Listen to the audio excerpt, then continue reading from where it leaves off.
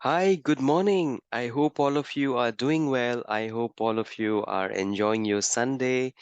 My name is Abhilash. I'm a student of Folklore and Culture Studies, and welcome to the Lecture 3. In the previous lecture or in the previous episode, we studied about the definition of folklore. In Lecture 1, we studied about the history of folklore. And today we will talk about some of the important functions of folklore. Before we proceed, let me quickly give you where we are currently in terms of progress. We are doing folklore and culture, the conceptual perspectives within which we have the block one, which is folklore issues and methods. And the first unit is definition, function, and genres. So yesterday or in the previous session, we covered the definition. Today, we shall cover some of the important aspects of function, and there are different aspects of functions as well, which we shall go through in detail. All right, so without much ado, let's begin. And as usual, like I always say, that why should you be listening to this lecture is I'm going through the course in detail. I'm conduct my research and simplify the concept for you. So all you have to do is just listen to the lecture, and if required you can make notes as well for your reference. But my idea is to simplify the concept for you, and I hope it helps you all right. So without much ado, let's quickly start. So today's topic of the lecture is about the function of folklore. So folklore belongs to all. We've already established in the previous lecture that it's not restricted to a particular group, right? There is a commonality respective of age or religion. So if whatever is common, right, that can be considered as a folk, and therefore it belongs to all. It contains the whole gamut of the society. It can be said here that it fulfills and satisfies certain basic functions. This will be discussed in greater detail. So we'll talk about this in greater details. And some of the major areas that it fulfills, certain functional roles are as follows. So here we go. There are certain functional roles that we will discuss in detail. Number one is psychological or individual. Number two is functional. Number three is religious. Number four is historical and national. These are correlated. And fifth is economic. And number six is cross functional. Sorry, cross cultural. All right. So let's start with the psychological or individual. Folklore is largely personal, and it is shaped through people's behaviors, motivations, and habits. By and large, folklore is entertaining. It thus fulfills an amusement amongst the community members. Jokes, riddles, metaphors, tales, and performances, as well as the arts, highly entertain the people. This isn't this common, right? We come across a lot of jokes and tales and performances, which is sort of entertaining as well. At times, in the previous lecture we discussed certain humiliating joke can part people away. But at the same time, jokes or riddles which are amusing can form a cohesion within the group as well. It is a well thought out distraction from the humdrum and the daily needs of life. Humdrum is monotonous. That's what it means, right?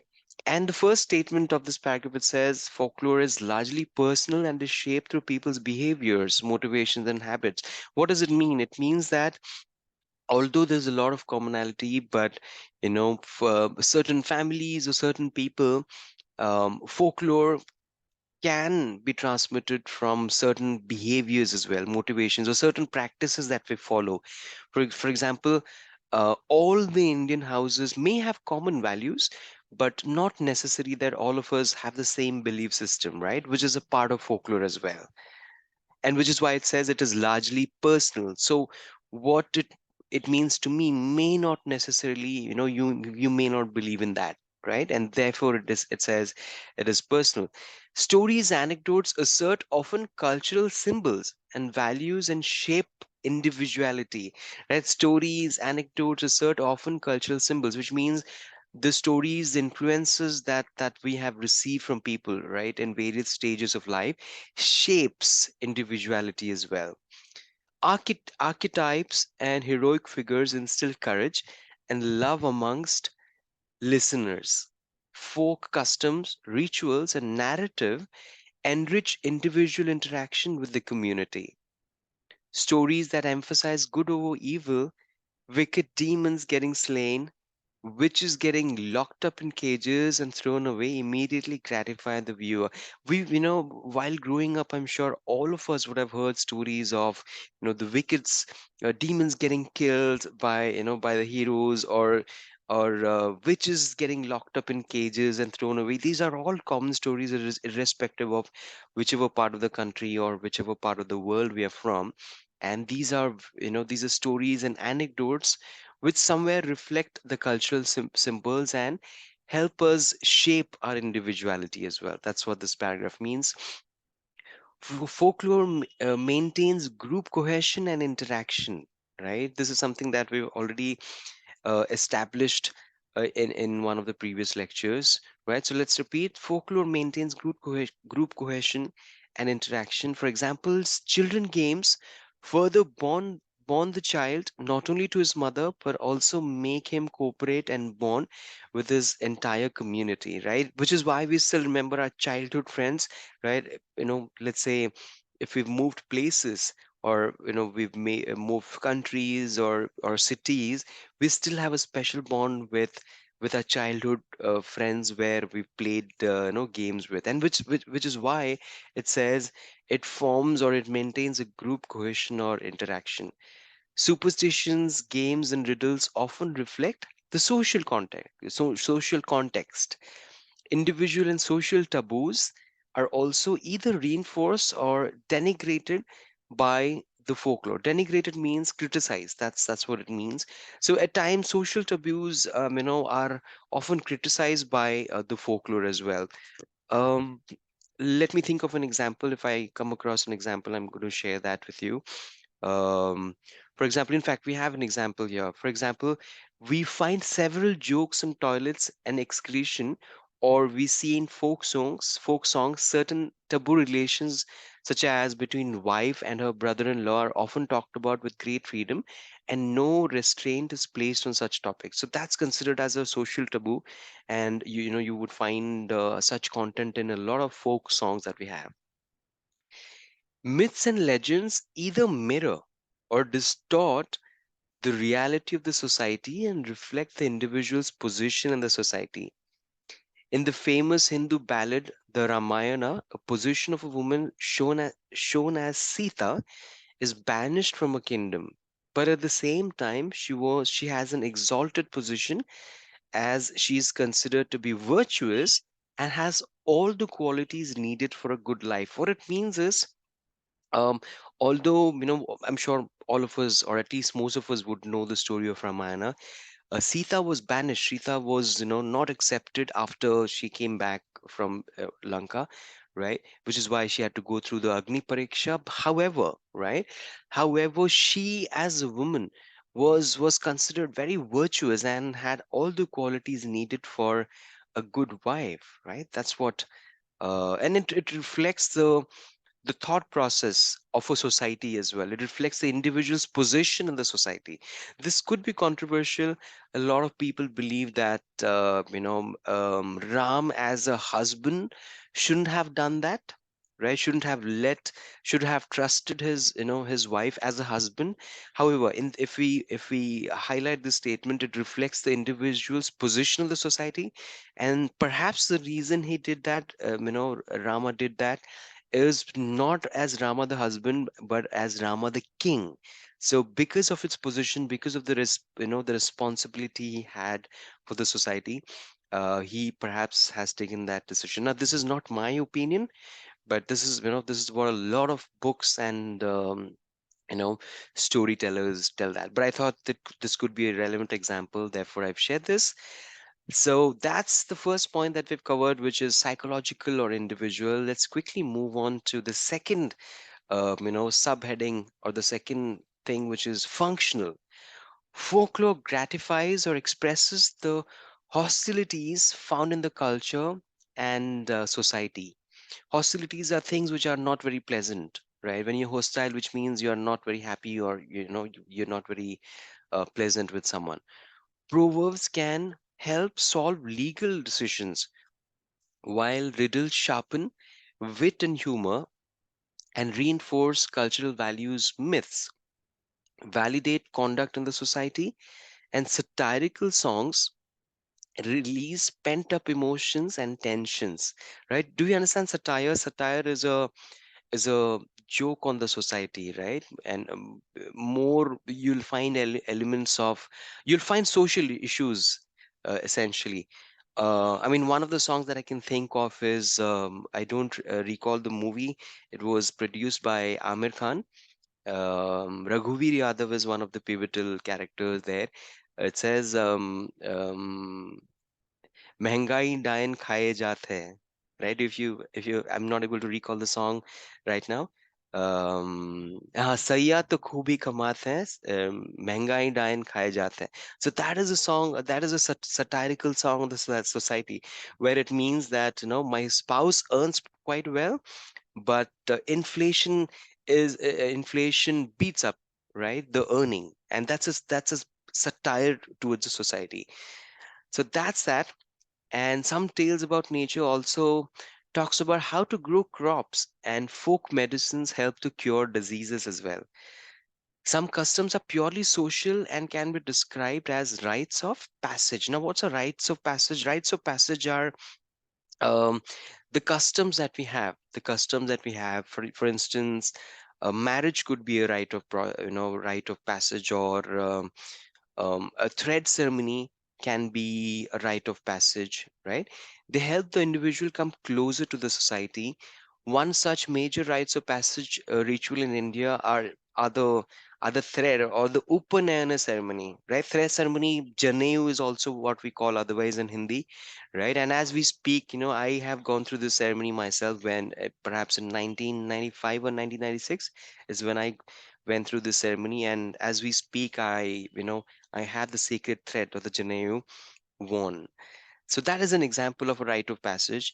Weddings can also be seen as a rite of passage, or the newborn birth ceremony. Most families, have, when a baby is born in the 21st day, or certain communities perform after a month, or the duration could vary, but they perform a function, right? And that can be considered as a rite of passage as well. These customs accompany the change of place, state, social status, and age, right? So it sort of demarcates, a change or a transformation, perhaps in age or in social status or in place as well. In this, social and the physical position of an individual is either altered or reinforced. So, you know, either the social or physical position of an individual is either altered. For example, perhaps after a marriage, right? It is understood that the the um the person, the man, is responsible to earn for his own family, right? So that could be an example of a transformation. It is a cultural socialization process. Some of these transitions might take place once in an individual life. For example, right? Birth, we get birth once, or death, right? And may occur daily, like when we do in our daily prayers as well. Some of the rituals may happen every day. For example, the daily prayers that we do happens on a daily basis, right? This theory can be propounded by Van Gennep, who believes that rites of passage accompany every change of place, state, social position, and age. This is what Van Gennep, who believes that rite of passage, defines this, that it either comprises a change of place, a state, social position, or age as well. Many of these rights are made public and open to the whole society, right? And for example, the marriage that we spoke of, or the open earning, or the thread ceremony that we spoke of, usually there's a function associated with it and made public to the society. That's what it means. Important symbols and values of people are often expressed in traditions and passed down from one generation to another. Folklore, hence, passes on pre-existing ethics and standards of the society. This gets also reinforced through performances. This hence helps one to connect with the heritage of the society, right? So generally, all the customs and the values of a family or a society is passed from generation to generation, which helps us to connect with the heritage of the society. For example, small things like respecting elders, touching people's feet, all these things, even before we gained consciousness, or even we understood the importance of that, right? We have started to do that. So that's an example of how it has passed from generation to generations, right? And the next subtopic that we have is religious. Let's understand some of the aspects of folklore from a religion or from a religious perspective. Religion is a part of the daily existence of life, right? Irrespective of whichever religion you belong to, I'm sure it is a part of a daily existence of life. This is expressed in everyday belief, speech, story, and song.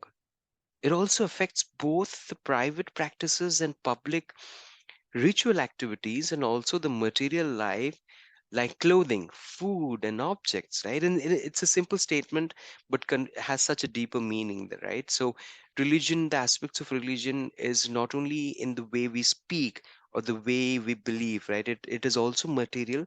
For example, we dress in a certain way, right? Certain food habits could differ, right? Certain objects that we use in our day to day families could differ from religion to religion, but all again the commonality is it ties back to the folklore, right? It's passed from generations to generations, and this is how it's different as well. Legends about legends about saints like that of Sant Kabir and Tukaram, supernatural narratives like the myths of Krishna, magic, and occult practices. Occult practices are the tantric practices, are deeply religious in content, right?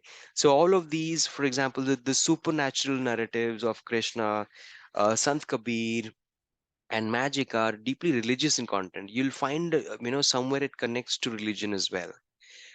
Talismans and totems. Talismans and totems are objects that we wear.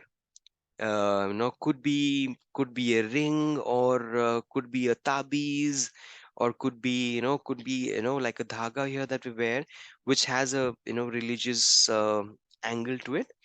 And let's read the complete statement. Talismans and totems, proverbs and sayings, folk songs, dance and theater, use of devotional texts, etc., are all replete with the concerns of religion. So somewhere it has elements of, or it's related to religion in some form or the other, directly or indirectly, right? Folk religion, however, differs from formal state religion, right? Religious motives hence integrate the individual's ideas and practices into a smooth transition into a human society. Folk beliefs also get manifested in healing contexts such as magic, occultism, and medicine. Individual hence hold these belief systems and express them in personal and communal demonstrations. Right. For example, a lot of beliefs that we have. For example, the tantric belief, or the religious belief, the religious customs that we have, that helps us into a smooth transitions into the human society. That's what the first part of the statement means. And the folk beliefs are also seen in a lot of healing context, such as wearing a tabiz, right? When I was a kid, let's say if I would if I would have flu or influenza, my mom would use some um, um, the dried chili and some other thing, and they would burn it, right? They would say nazar lag gayi. So instead of medicine, of course medicine was used as well, but apart from that, that is a belief system, right? Let's say if a child, or let's say if a baby is exposed to a lot of people, they jharna funkna, like they call in Hindi, right? Jhad fook. That is also part of the folk culture. This is exactly what this paragraph, means. Furthermore, a ritual can be easily observed in the group and is also an expressive form of religion. Rituals have social dimensions, and they are quite different from personal actions of an individual. Right? Rituals have social dimension.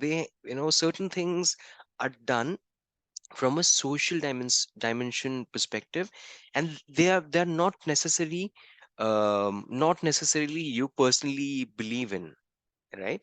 These are quite different from personal actions of an individual. What it means is, let's say, I, as an individual, may not believe in a particular thing. However, I would still do that for the sake of a society, right? Or a social dimension perspective.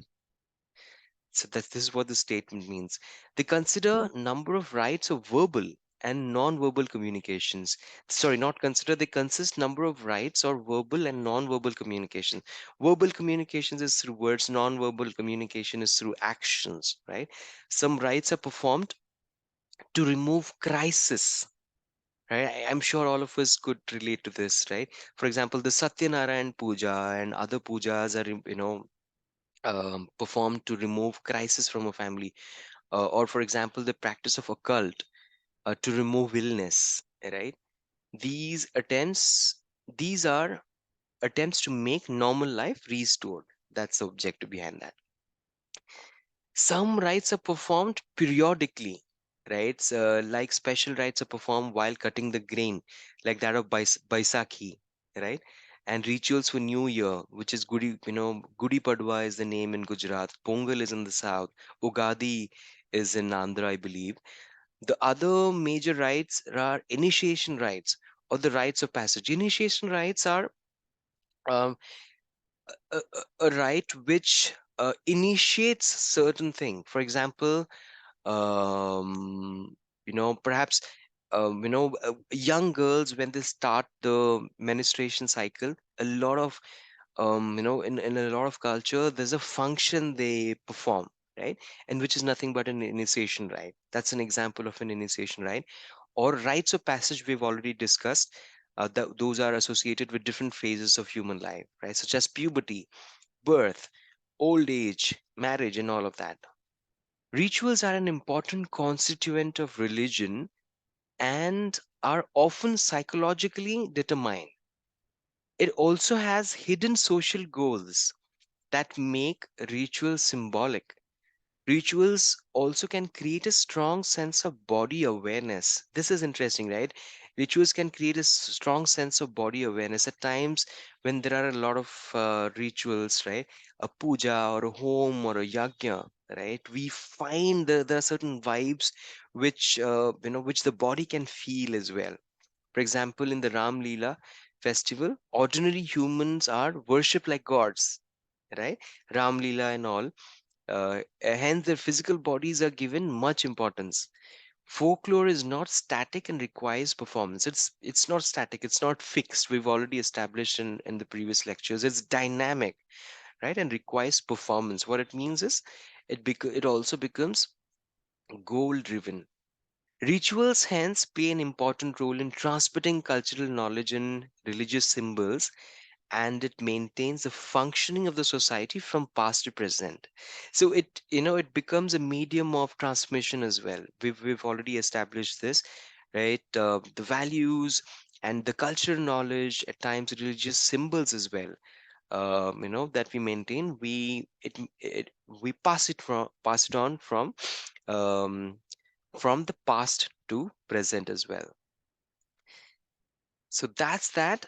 Let's touch base one more aspect, which is historical and national. If you remember in lecture 1, in the history, we spoke about this, this aspect, not so much in detail, but we touched base this topic as to how folklore arose in the 19th century, and nationalism was one of the key reasons. Let's understand that in detail.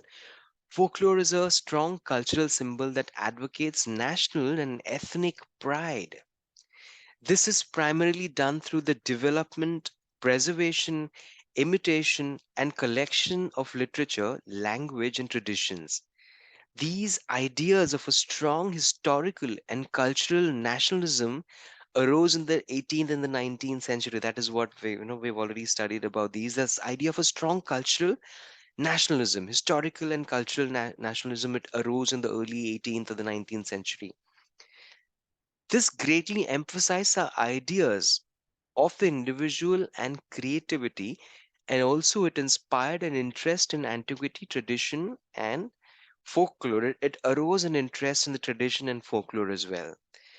The ideas of Goethe. Goethe is a German person, and Rosu were developed in the 18th century. The ideas, these guys had some ideas or thoughts about folklore, which were developed in the 18th century, and a greater need arose to recreate and preserve the past, right? And that is where, these eminent people and other eminent people of the society in the world felt in different parts of the country, they felt that it is a time to recreate and preserve the past, especially with the rise of nationalism and all.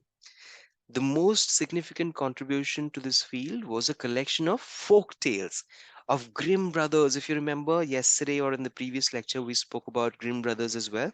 They have, significant contributions, right, through a collection of folk tales. This served as an impetus. They served as a reason, a very strong reason for recording and publishing of folklore material all over Europe. The Romantic nationalism also provided for the inspiration to create national epics. In Europe, great interest was generated in Homer's works. For example, Elias Lönnrot compiled the Finnish national epic, the Kalevala, on the basis of folk poetry. Romantic nationalism also arose in the social union with the creation of high cultural form, socialistic in content, and international in spirit, right? So if you notice that at the same time in different parts of the country, with the rise of nationalism and with different eminent people's intervention, most countries or most cultures felt the need of documenting folklore and capturing all the aspects related to it. So they were based on folk models, and new melodies that greatly resemble the older folk songs began to be composed. During the 20th century, we come across strong notions of nationalism emerging in Asia, Africa, and South America, which is what we discussed in different parts of the country. Strong notions of nationalism arose. Uh, Such collections are crucial, therefore, in creating a sense of national identity, cultural life, and sometimes they have also provided impetus to develop a written language, right? So it started with verbal, and then, they found a strong reason to have it written as well.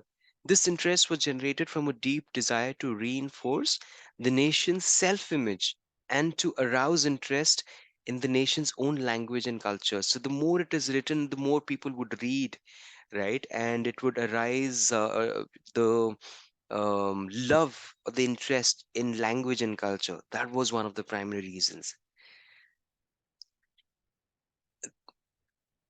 Many performances have also been based on traditional themes and elements. It is important to note that this arose from a perspective towards modernity. It is important to note here that this arose from a perspective towards modernity. People thus created their national language and formed national myths and symbols such as flags, right? Flags, national anthems, and national festivals, right? It can be said here that Bal Gangadhar Tilak, a famous freedom fighter of India, revived the Ganesh festival to arouse nationalistic sentiments. Isn't this interesting? Today we celebrate the Ganesh festival, but did we know about the fact that Bal Gangadhar Tilak was one of the prominent persons in reviving the Ganesh festival? Rabindranath Tagore also is said to have composed many songs that were based on folk songs of Bengal, right? The Rabindra Sangeet that we know of, right? Some difference should be made here from political nationalism. A deep interest in folklore studies created a cultural consciousness or a cultural movement. And this national and patriotic fervor was created through the use of folklore in music, art, drama, and literature. However, it should be noted that nationalism created through the study of folklore can greatly vary according to different socio-cultural and political contexts of different nations, right? What it means is, although there was a strong nationalism, which arose, but there would be certain differences, right? It cannot be directly considered from a political nationalism, and it differs from country to country basis the socio-cultural and political context as well, right? And then moving on to the economic aspect of folklore. Folklore has also made great contributions to the economic lifestyle of the people. Now, this is where economics, money comes into picture. This can be seen into the creation of material culture that has economic as well as utilitarian skills, which means a lot of crafts were created, arts and crafts were created, which was sold, right? And some utilitarian skills, which, things that we utilize on a day-to-day basis. For example, pots, uh, you know, other aspects that we use in our day-to-day lives, right? Crafts are one such example. This is a process through which goods were created by hand.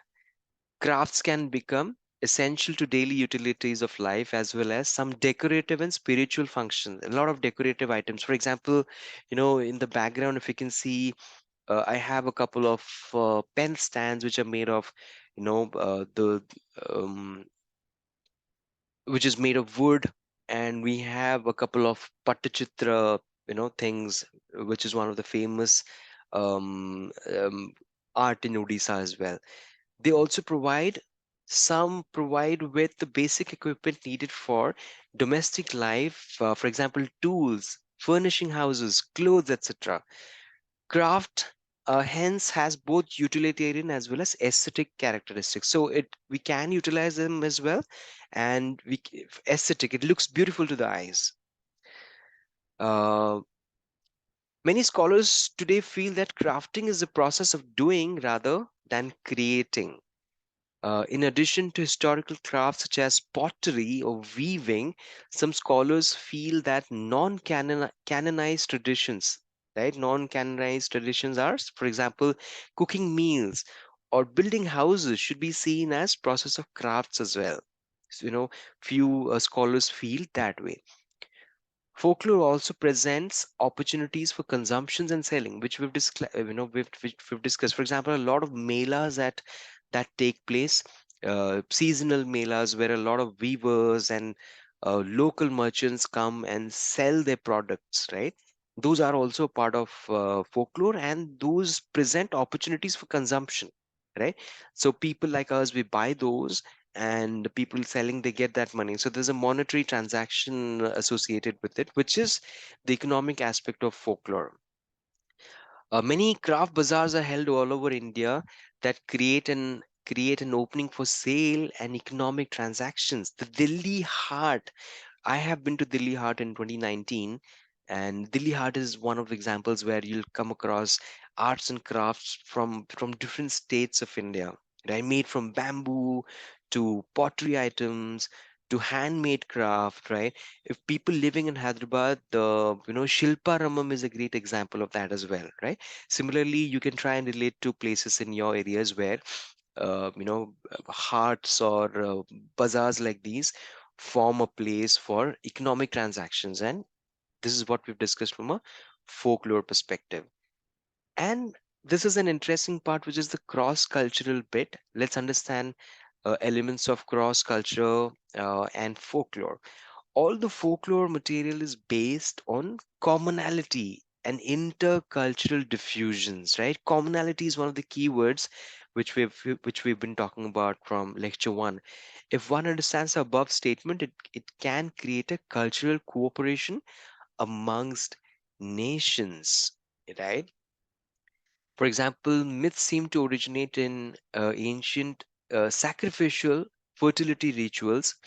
With the passage of time, the myths went their separate ways and rites became customs, which means that, the passage of rites, or let's say the rites that we follow after death, certain communities follow, in a different way, although it may have originated with a commonality, but right now that has, it may have originated from myths. For example, the Greek mummy, right? That can be an example of myth, but right now it has become a part of the custom as well, right? Folklore hence creates several opportunities and fulfills several functions, right? We spoke about how it creates economic opportunities and it fulfills several functions. Hence, it has several meanings and creates new opportunities. It also becomes important to study various genres of folklore. So, in our next lecture, we will talk about different genres of folklore. So, for today, we cover the elements of the functional elements of folklore. I hope you have found this session interesting, and do share your thoughts in the comment box if you like, this lecture, or if you have any particular things that you don't like as well, do mention in the feedback. All right, so that's all from my end today. Signing off here. See you soon in the next lecture. Enjoy the rest of your day. Take care. Bye bye.